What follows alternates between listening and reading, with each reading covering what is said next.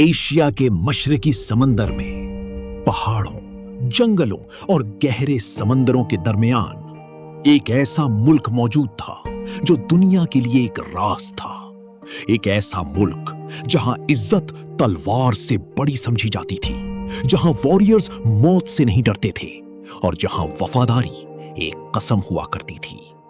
ये है जापान की कहानी। लेकिन आज का मॉडर्न जापान बनने से पहले इस मुल्क ने हजारों साल की जंग, बदलाव और कुर्बानियां देखी। आज हम चलेंगे वक्त में पीछे और देखेंगे जापान की असल कहानी, एंशिएंट विलेजेस से लेकर सैमुराई वॉरियर्स के उभरने तक। जापान की पैदाइश। आज जिस जापान को हम टेक्नोलॉजी, एनिमे और डिसिप्लिन की वजह से जानते हैं, वो हमेशा से ऐसा नहीं था। हजारों साल पहले जापान एक जंगली और पुरस्कार जगह हुआ करता था। जापान असल में 4 बड़े आइलैंड्स पर मबनी है: होन्शु, होक्काइडो, क्यूशु और शिकोकू। इन आइलैंड्स के गिर्द हजारों छोटे जज़ायर भी थे। उस वक्त ना रोड्स थी, ना शहर, ना टेक्नोलॉजी, सिर्फ जंगल, पहाड़, बारिश और छोटे कबीले। जापान के कदीम लोग जिंदा रहने के लिए शिकार करते थे, मछली पकड़ते थे और जंगली फल और पौधों पर गुजारा करते थे। जिंदगी बहुत मुश्किल थी, कभी सख्त सर्दियां, कभी तूफानी मौसम और कभी खाने की कमी। लेकिन धीरे धीरे इंसान ने नेचर को समझना शुरू किया और जापान भी बदलने लगा। कदीम जापान में धीरे धीरे लोग एक जगह रहना शुरू हुए। टेम्पररी कैंप्स की जगह छोटे विलेजेस बनने लगे। लकड़ी के घर, मिट्टी के बर्तन और सिंपल जिंदगी। सबसे बड़ा बदलाव तब आया जब जापान में राइस फार्मिंग यानी चावल की खेती शुरू हुई। ये जापान की हिस्ट्री का टर्निंग पॉइंट था। अब लोग एक जगह सेटल होने लगे, गांव बढ़ने लगे, लोगों ने खाना स्टोर करना शुरू किया और सोसाइटी धीरे धीरे ऑर्गेनाइज्ड होने लगी। लेकिन जहां लोग होते हैं, वहां पावर की लड़ाई भी शुरू होती है। कुछ लोग ज्यादा ताकतवर होने लगे और ट्राइब्स में कंपटीशन बढ़ने लगा।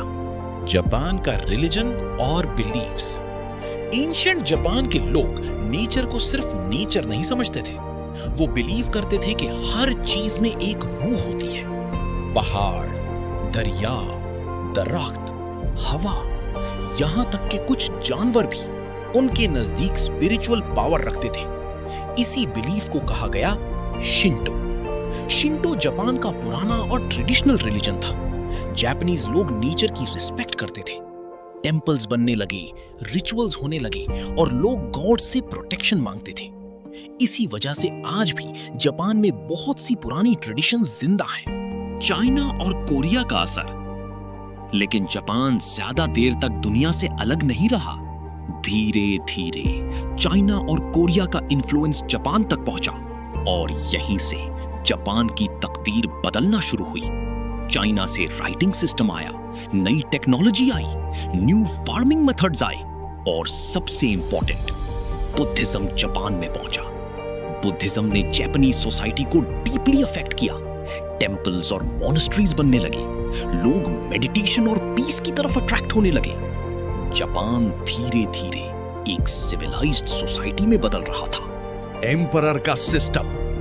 जब जापान ऑर्गेनाइज होने लगा तो रूलर्स भी सामने आने लगे। जापान में एम्परर को बहुत पावरफुल समझा जाता था।